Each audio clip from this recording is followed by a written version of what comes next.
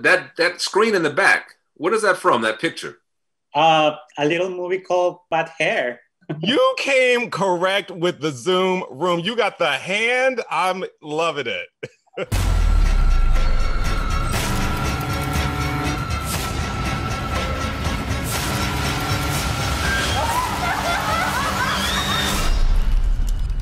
Hola, Laverne, ¿cómo estás? How are you? I'm very well. How are you? Muy emocionado. I'm very excited to share the movie with everybody because I loved it. This might be my favorite horror movie so far this year. Oh my God, thank you so much. That's a big compliment. Wow. That's a big deal. Thank you. Appreciate you, brother. I'm not lying because I checked the movies that I've seen before doing the interview. I love that. Thank you. We really appreciate that. You haven't seen the poster? I haven't seen that, no. Well, man, I haven't seen the movie yet. I haven't seen the movie yet. Oh, really? That's crazy. It's such a good movie. You should watch your movie. This came all the way from India? Forget about where it's from. Let's focus on where it's going. You're not tender-headed, are you? I'll be fine.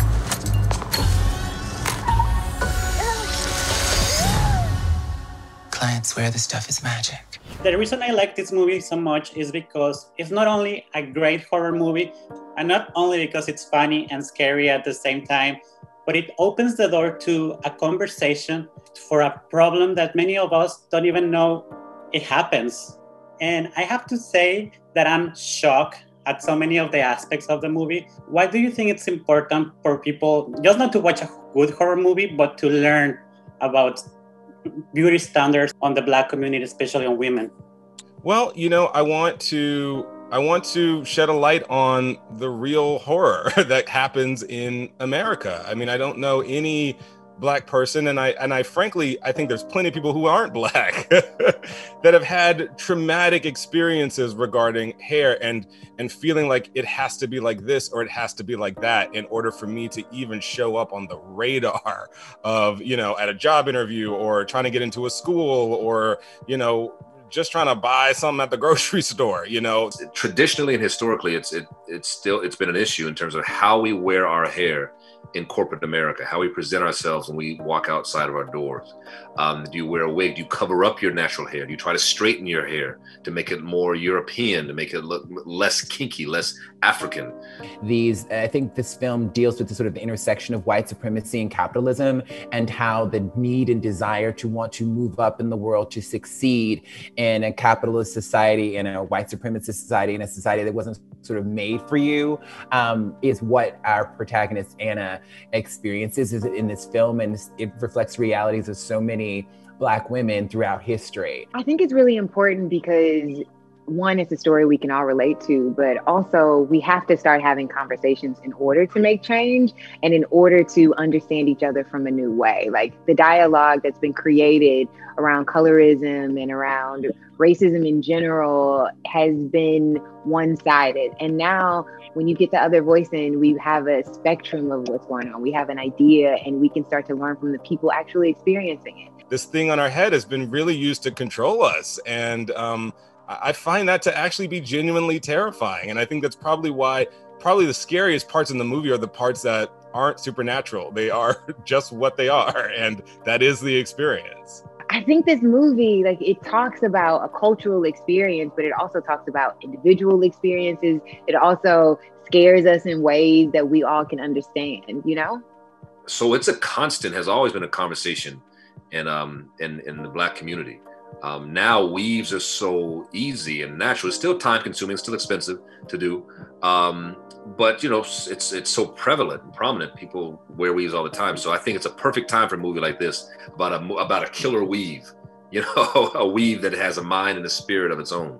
This film is an opportunity to kind of explore that, to laugh about it, to be horrified by it. But then I also think about it as a potential exorcism where we can begin to exorcise these demons and get them out so that we can come to these new spaces where hair is something that's fun. And yes, it'll probably always be political, but it should also be something that's just fun and something that we can play with and shouldn't be sort of loaded. Our abilities to succeed and move forward in the world shouldn't be dependent on what's in our heads. Wow. How's it feel? People look at you and they see somebody else, and somehow you become more of yourself. I can't fault you for doing whatever it takes to get where they keep trying to keep us from getting. In a perfect world, a woman would be able to wear her hair the way she wants to. Hair is just the tip of the iceberg of all the issues and problems that the movie tackles. Yes. I do have a question, because you have an amazing cast, including Vanessa Williams and Kelly Rowland, and they are like these legends. Yes. Did you ever have a conversation about their careers and how beauty standards affected them? Absolutely. I mean, everyone in the film, it started with a conversation about what the movie is trying to say. And are we, we're not just partners making a cool movie, we're partners in this message. And I had a lot of really wonderful and informative conversations with the women of this film about their hair journeys, about their hair horror stories. I wanted to make sure that I was doing their stories justice, and that I was telling the truth about their experience. And, so that was really the mantra from the start of this movie. You have broken so many barriers as a Black trans woman. How was it at the beginning of your career, though? These beauty standards affect your career at the beginning? Gosh, I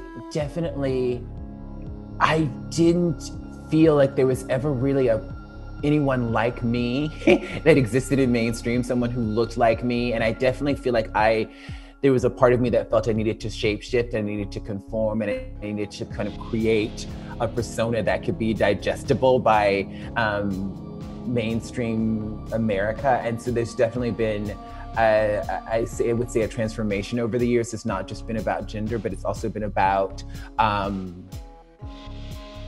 becoming someone that people could see and recognize in a way. So yeah, and when I think about that, there's something sad about it, but there's also something that's like, at the end of the day, all of this, the hair, the makeup, the aesthetics are all just things that we put on.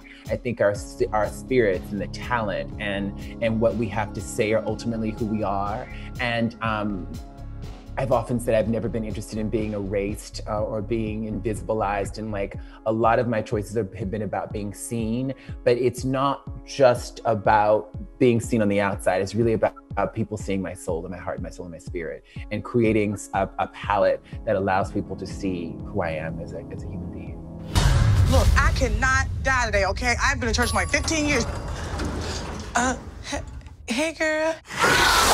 Elle, how does it feel to have this amazing cast supporting you as the protagonist of the movie?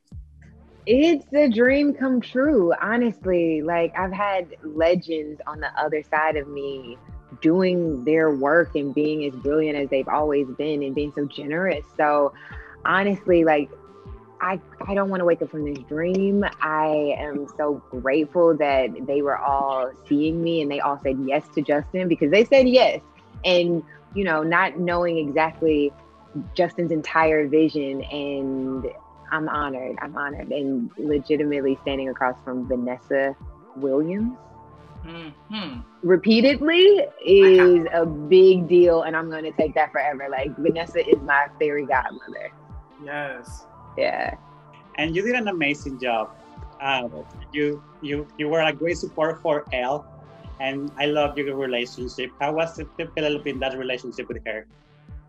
Yeah, no, I love that. He wasn't technically her father, but he was a father figure to her. And I love very much to be able to play that character that is the kind of conscience of the movie, and the one who holds the secrets, the key to the history and the mystery of this film and of this world that we're in. But I very much love to be able to play with Elle opposite her, because she's a terrific new actress. So to play her uncle, but also to work with her actor to actor was wonderful. What's the impact of having a horror movie with a cast of Black women that are both the heroes and the villains? Wow. I mean, what's interesting? I hadn't even thought about it in that way, before. And I think it's a good thing, because I think we're in such a renaissance that this movie feels normal to me. This movie feels like it should have existed long ago, but it is groundbreaking. It is fresh. It is, you know, the first of its kind. I've never really seen this before. I remember when you know, Get Out happened, and at that point, this movie was, I believe it was an outline and maybe a first draft of a script. And when that happened, it was like, oh my God, Black horror is a thing. I'm grateful that we get to be a part of the first, this movie that's, I think, gonna open people's eyes and hopefully break some barriers. And I just know there's gonna be a whole generation of kids that's gonna look at this, and it's gonna be a time capsule for them. They'll remember where they were when they saw this movie. And so I think we're all just honored that Justin, you know, handpicked us, particularly Elle, obviously, to be his muse, and you know, like I said, to be the vessel for this story, because it's a very important one. And you're right, I think the Latin community understands it as well. It's not just a Black story; it's a story that affects a lot of women, you know, in order to conform in a workplace. So, thank you so much, man. We're glad you enjoyed it. It was important to me to have a cast of women where their characters and their personalities were not just like, oh, there's a light-skinned woman, there's a dark-skinned woman, and they're fighting. You know, I wanted to just have the array of beautiful Black women, and have it really not be about their differences. They are just characters in this very Black world that we're creating. And the truth is that, like, and you know this, people like us, people of color, we don't have any choice but to see ourselves in the faces and the stories of people who don't necessarily look like us. And so I felt like the movie could actually be even more universal and speak to more people if I made it really specific and centered on these Black women and their lives.